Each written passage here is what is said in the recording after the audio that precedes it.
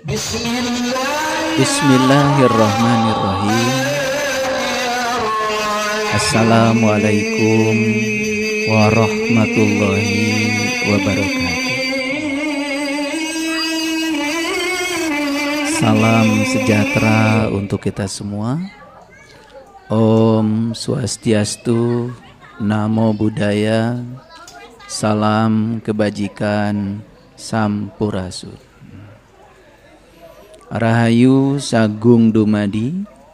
Semoga seluruh makhluk hidup di semesta ini, baik yang kelihatan maupun yang tidak kelihatan, di setiap ruang dan waktu, di semua tingkatan, senantiasa berbahagia dan bebas dari segala penderitaan.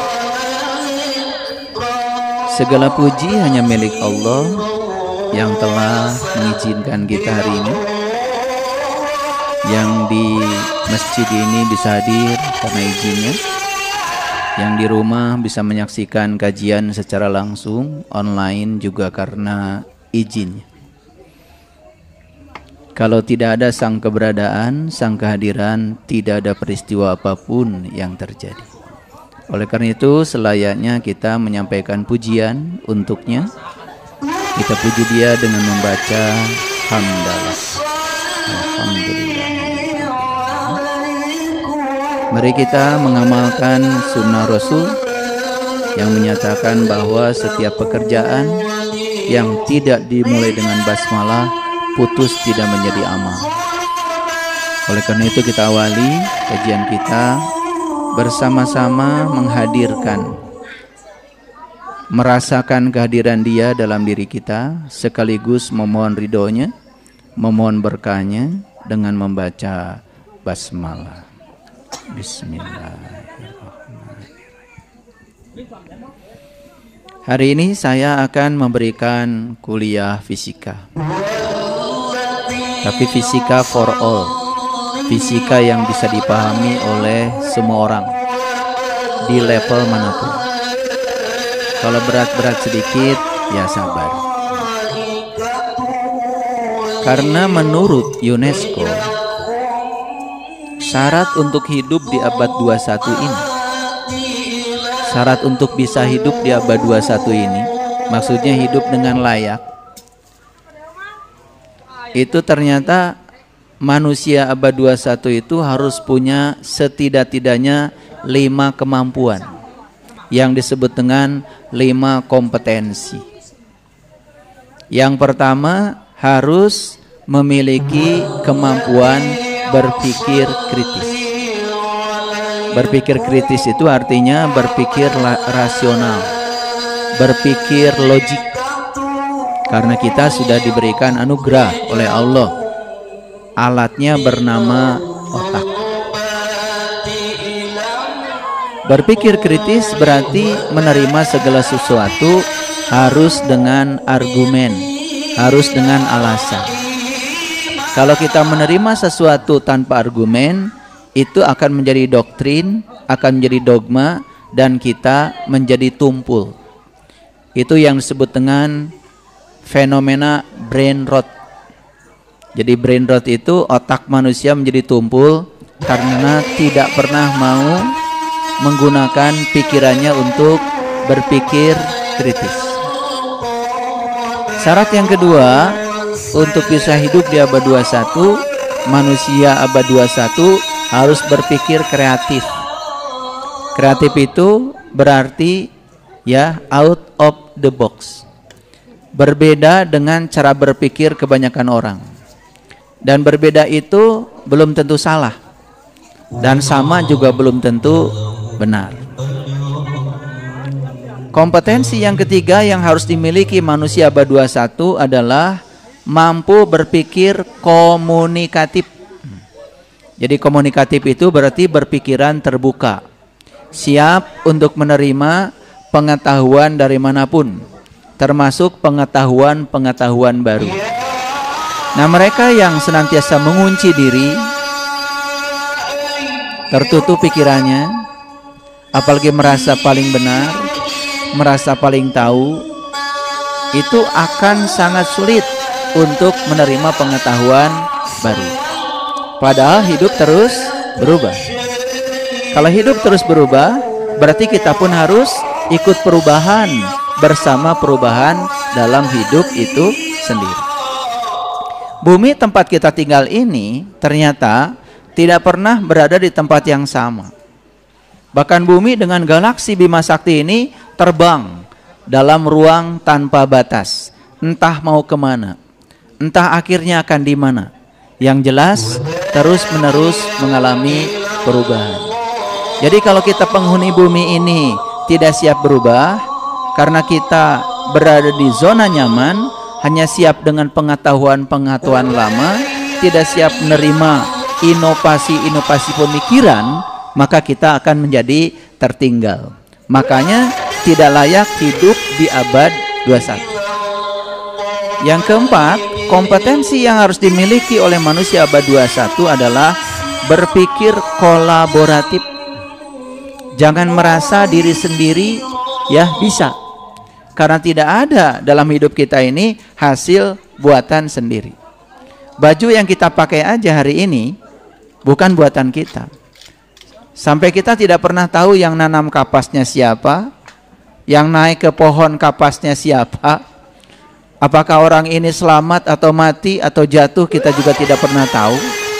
Taunya kita sudah jadi baju dan kita punya uang bisa membelinya. Sombong ya kita, karena merasa punya uang bisa beli, ini baju punya saya. Sampai kita lupa bahwa untuk menghadirkan satu baju ini, itu ribuan orang yang terlibat. Siapa yang menciptakan pabrik tekstil? Siapa yang menciptakan mesin tekstil? Saya pernah pergi ke pabrik tekstil, melihat jarum-jarum tekstil yang jutaan dalam satu mesin. Bagaimana mengubah benang menjadi kain. Saya kagum dengan orang yang membuatnya. Saya yakin ini bukan orang biasa. Ini orang kreatif yang berani menginvestasikan waktunya demi untuk menjadi manusia yang berguna bagi manusia yang lain. Jadi kalau kita bertanya, sebetulnya kita bikin karya apa ya dalam hidup ini, mungkin malu. Tetapi terkadang kita suka merasa yang paling berjasa, yang paling benar, yang paling hebat. Padahal kita tidak sadar bahwa satu butir nasi yang ada di hadapan kita, yang tadi pagi membuat kita bisa sarapan, itu kan jutaan orang yang terlibat. Jutaan, bukan ribuan lagi. Kita tidak tahu siapa yang menanamnya, siapa yang memikul benih padi ke sawah, siapa yang ngurusi supaya di sekitar benih padi itu tidak ada rumput yang tumbuh, siapa yang kontrol air setiap saat, siapa yang menjaga supaya tidak makan tikus, siapa yang menjaga supaya tidak dimakan burung. Jadi kalau kita mau jujur, kita ini sebetulnya punya banyak utang budi dalam kehidupan ini. Jadi aneh ya kalau manusia habis makan ngomongin orang, habis makan menjustifikasi orang, habis makan menghakimi orang. Aneh kan? Harusnya habis makan itu berpikir, kebaikan apa ya yang bisa saya lakukan untuk mengembalikan semua rasa rumasa kita, karena banyak orang yang berjasa menghadirkan segala hal yang kita butuhkan. Itu namanya berpikir kolaboratif. Jadi kita tidak bisa berdiri sendiri dalam hidup. Kita butuh orang lain. Makanya orang-orang yang sombong mengatakan, wah, saya bisa sendiri tanpa bantuan kamu. Hati-hati. Nah, yang kelima, kompetensi yang harus dimiliki manusia abad 21 adalah compassion. Compassion itu artinya apa? Memiliki rasa cinta kasih tanpa syarat. Itu syarat manusia hidup di abad 21 ini. Yang tidak punya 5 kompetensi ini, pasti akan terseok-seok hidup di abad 21 ini. Silahkan buktikan omongan saya. Ya, kenapa hidup saya tidak menakjubkan ya? Kenapa hidup saya serba kekurangan? Kenapa saya banyak konflik? Ya, kenapa saya sudah ibadah, ritual dilakukan semua, bukan hanya yang wajib, sunahnya juga ditambah. Tetapi kok saya tidak merasakan dampak dari semua itu? Hidup saya gini-gini aja, bahkan cenderung berada di siklus yang sama berulang-ulang. Jangan-jangan Karena kita tertutup terhadap pengetahuan baru.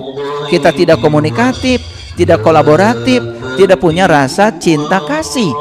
Karena merasa seakan-akan diri kita yang paling benar, tertutup terhadap pengetahuan dari pihak lain. Padahal pengetahuan itu tanpa batas. Sampai di sini mengerti?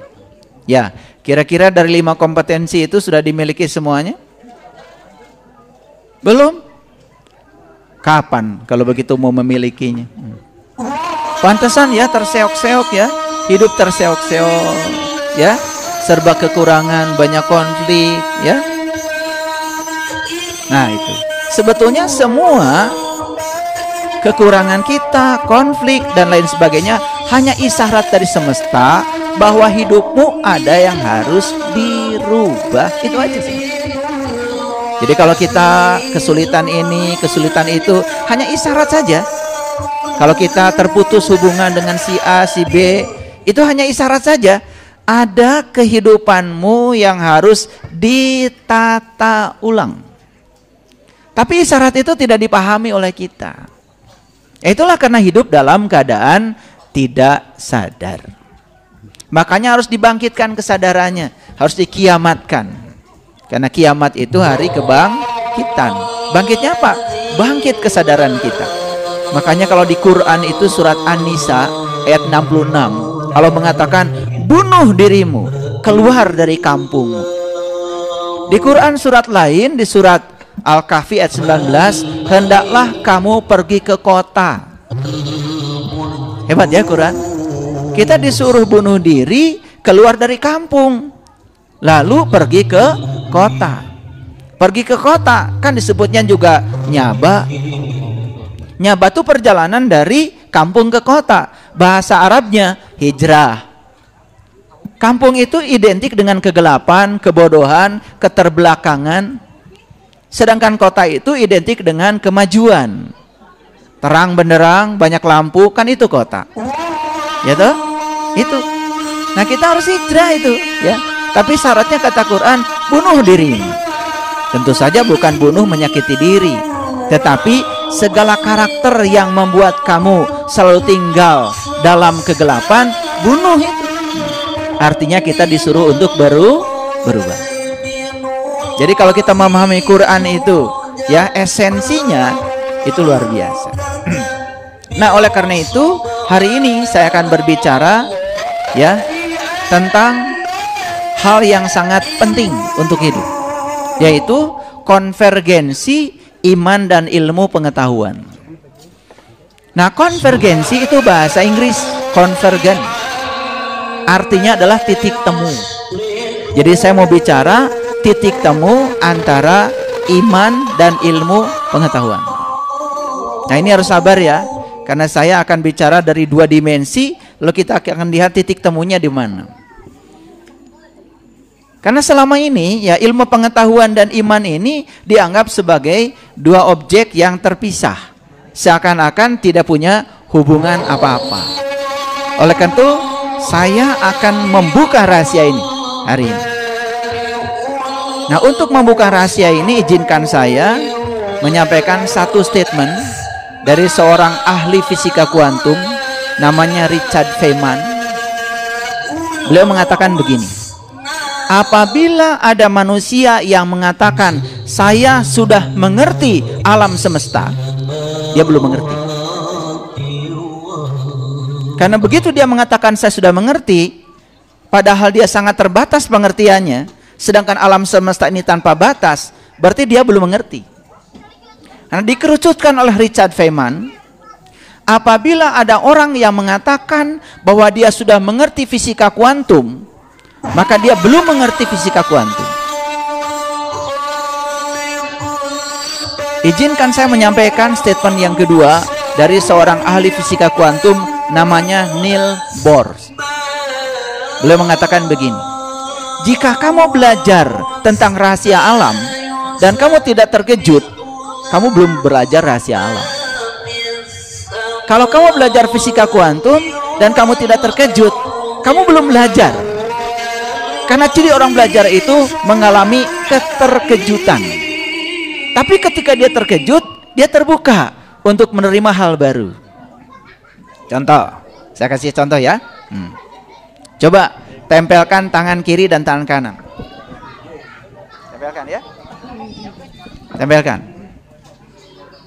Udah terasa? Terasa. Gimana terasanya? Nempel kan? Tangan kiri dan tangan kanan nempel. Gitu? Oke. Jadi tangan kiri dan tangan kanan sudah bersentuhan.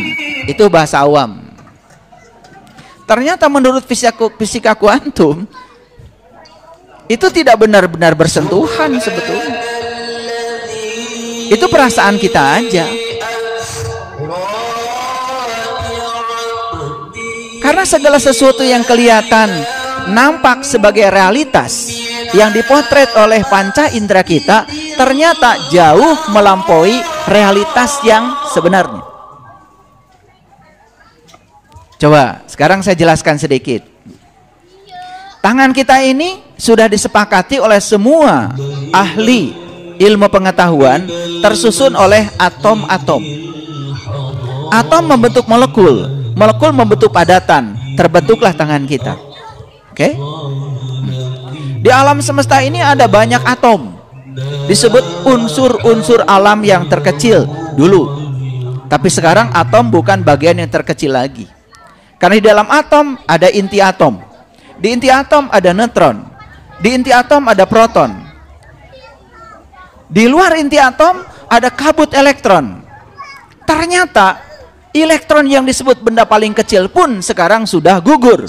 Karena ternyata ada subatomik yang lebih kecil lagi, yang namanya lepton, yang namanya boson. Sampai suatu saat nanti manusia akan sampai pada satu titik di mana dia akan mencapai kehalusan, akan mencapai sesuatu yang sangat halus di semesta ini, yang tidak bisa lagi bisa dijangkau. Tetapi sekarang ilmu pengetahuan sedang mengarah ke sana. Sesuatu yang dulu disebut gaib, bahkan mungkin sekarang sudah bisa diukur oleh ilmu pengetahuan. Contoh, dulu kesadaran nggak bisa diukur, karena dianggap kesadaran itu aspek spiritual, aspek gaib, tidak bisa diukur. Muncullah seseorang yang bernama David Hawkins. Dia bisa mengukur kesadaran. Sampai kesadaran manusia itu dibuat dalam skala kesadaran. Dari mulai nilai 0 sampai nilainya 1000. Sehingga disebut skala kesadaran David Hawkins. Kalau sesuatu yang bisa diukur, jelas itu fisika. Jelas itu observable. Jelas itu adalah sesuatu yang bersifat material. Sesuatu yang spiritual pun sekarang sudah masuk dalam dimensi material. Bahkan sekarang ya, sekarang semua ilmuwan berbicara bahwa suatu saat mungkin segala hal yang bersifat spiritual itu akan diketemukan alat ukurnya. Betul nggak yang saya bilang tadi, bahwa ilmu pengetahuan berubah terus, berkembang terus. Nah, sementara kita tidak mau mengadopsi semua hasil-hasil pengetahuan itu. Kekeh, betul nggak? Di pemikiran lama yang tidak produktif. Contoh, ibu mau operasi. Saya pernah mau operasi itu, waktu operasi ginjal saya. Saya dimasukkan pada alat namanya MRI. Bahasa Indonesianya MRI. Pernah dengar? Oke. MRI itu apa? MRI itu singkatan dari Magnetic Resonance Imaging. Jadi, ya, memotret sesuatu yang tidak terlihat oleh mata biasa. Bahkan memotretnya itu jauh lebih detail. Padahal itu ada di organ yang terdalam. Menggunakan apa itu? Menggunakan medan magnet dan gelombang radio. Memanfaatkan keberadaan dari molekul air yang ada di tubuh setiap manusia. Semakin banyak molekul airnya, semakin terang gambarnya. Makanya kalau kita mau di MRI, itu harus minum air yang banyak. Ada lagi namanya CT scan. Pernah dengar kan? Tahu itu artinya apa? C-nya itu computerized, T-nya itu tomografi, tomograf. Ya, CT scan itu artinya adalah proses scan yang dilakukan oleh komputer. Jadi di slash ya dari semua dimensi, sehingga dokter itu tidak ragu lagi ketika mau mengoperasi. Tindakan yang dilakukan dokter itu menjadi sangat terukur dan menjadi pasti akibat ditolong oleh dua alat itu yang bernama MRI, CT scan. Ya, kalau dulu kan sebelum ada itu ada sinar X. Kalau orang patah tulang dipoto pakai sinar X. Nah, sinar X itu berisiko. Karena apa? Bukan sekedar tulang patah bisa kelihatan dari luar, tetapi daging yang dilewati sinar X itu menjadi rusak. Nah, orang berkembang terus. Gimana caranya supaya dunia kedokteran ini mendapatkan hasil tetapi tidak usah mengubah situasi? Makanya saya sebut kuliah hari ini agak berat ya. Ini kuliah ilmu pengetahuan. Nanti akan saya hubungkan dengan spiritualitas. Saya hubungkan dengan keyakinan. Lihat saya sekarang, ya. Tadi sudah ditempelkan kedua tangannya? Ya. Kita merasakan tadi dalam bahasa awam, kedua tangan saya bersentuhan. Dan sentuhan itu masih terasa sekarang? Oke. Pertanyaan berikutnya, kenapa saya bisa merasakan sentuhan tangan kiri dan tangan kanan saya? Kan itu tidak pernah ditanya. Rasa itu dari mana adanya? Betul nggak? Oke. Fisika kuantum mengatakan bahwa di setiap atom yang membentuk tubuh kita itu ada namanya kabut elektron. Di sini ada kabut elektron, di sini ada kabut elektron. Nah, elektron dengan elektron itu sejenis, maka dia akan bertolak menolak. Jadi sebetulnya yang kita rasakan itu sebetulnya adalah gaya tolak menolak antara kabut elektron di tangan kiri dengan kabut elektron tangan kanan. Sebetulnya itu yang terjadi secara fisika. Kita cuma taunya pokoknya bersentuhan. Nah, sekarang coba awas ya, yang laki-laki jangan salaman dengan perempuan. Coba yang laki-laki salaman dengan yang laki-laki. Salaman. Salamannya yang benar pakai hati. Yang perempuan salaman. Nih saya yakin nggak saling kenal. Salaman coba. Salamannya sambil senyum dong salamannya. Pakai hati, salamannya pakai hati. Senyum, sampaikan cinta kasih yang besar. Coba lakukan. Saling pandang dong salaman kayak gitu. Coba. Ya, salaman. Oke, salaman. Udah salaman? Ngobrol dong, salamannya ngobrol. Ya, apa kabar? Gimana hari ini? Baik-baik. Ya toh? Coba ngobrol. Salamannya pakai hati. Oke, stop. Sekarang saya mau katakan, ada rasa gembira nggak? Lah kenapa salaman bisa membuat gembira? Ada apa sebetulnya? Nah, karena menurut fisika kuantum, yang namanya kabut elektron di setiap atom itu sebetulnya elektron itu bukan benar-benar materi, tapi dia itu adalah energi yang memiliki begitu banyak kemungkinan. Nah, begitu bersalaman ada transisi energi tadi. Ada transisi energi. Ya, sebetulnya yang berinteraksi itu energi. Cuma nanya apa kabar? Kok seneng ya ditanya kabar? Betul nggak? Kok tadi ketika melihat senyum orang, kok bahagia ya? Nah, itu semua dulu tidak bisa dijelaskan. Sekarang sudah bisa dijelaskan dengan fisika. Jadi bayangkan ya, orang yang selalu merasa paling benar sendiri, apalagi belajar sesuatu hanya dari satu sudut pandang, setelah itu kemudian nyalahin orang, setelah itu menyesatkan orang, apalagi. Makanya hak untuk menghakimi orang lain tidak diberikan oleh Allah pada manusia. Karena manusia itu terbatas pengetahuan. Makanya manusia yang rajin belajar tiap malam pun ujung-ujungnya dia akan mengatakan saya tidak tahu apa-apa. Yang suka mengatakan saya tahu segala itu yang nggak belajar. Makanya ada kata-kata bijak, kalau kamu hari ini masih menyalahkan orang lain, kamu belum belajar. Kalau kamu sudah bisa menyalahkan diri kamu sendiri, itu kamu baru mulai belajar.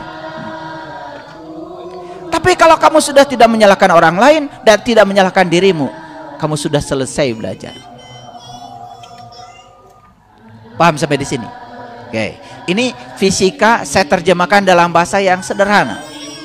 Sangat sederhana.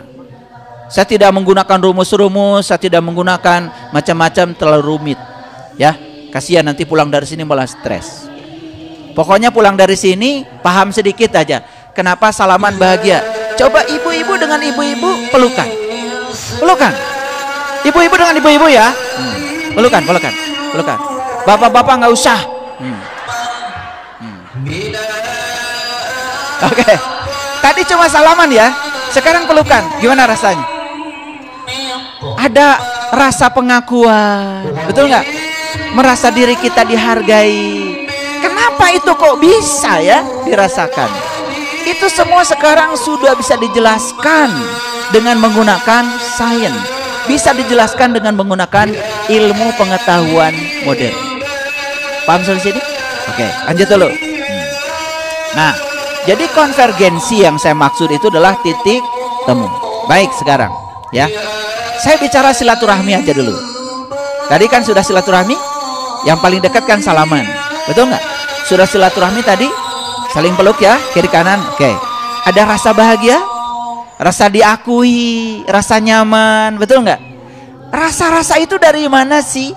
Kan selama ini kita tidak mengerti. Nah, itu karena silaturahim. Sila itu terhubung, rahim itu kasih sayang. Ternyata begitu kasih sayang itu terhubung, ya, kesadaran kita berubah dari kesadaran sebelum salaman dengan kesadaran setelah salaman. Dari kesadaran waktu terpisah dengan kesadaran waktu rangkulan. Paham ya? Itu ada transisi energi dalam diri kita sehingga kita merasakan satu yang disebut dengan kenyamanan tadi. Makanya jangan heran ya, kalau di Quran nih, surat Muhammad, surat ke-47 ayat 22, perhatikan. Maka apakah kiranya jika kamu berkuasa, kamu akan membuat kerusakan di muka bumi dan memutuskan hubungan kasih sayang? Ini, perhatikan ayat ini ya. Karena biasanya ketika manusia mencapai sesuatu yang disebut lebih oleh orang lain, contoh lebih berkuasa aja, coba perhatikan, kan lebih berkuasa lebih susah kan untuk melakukan koneksi, betul nggak? Dulu waktu jadi RT gampang dihubungi, begitu jadi camat udah mulai susah dihubungi, begitu jadi bupati mulai susah lagi, apalagi jadi presiden, betul nggak? Itu karena ada tata cara untuk mengamankannya. Semakin tinggi kekuasaan seseorang, betul apa tidak? Oke. Nah, makanya ada pertanyaan di dalam Al-Quran. Jangan sampai ketika kamu mencapai satu kondisi tertentu, kamu menjadi sombong dan kamu memutuskan hubungan kasih sayang.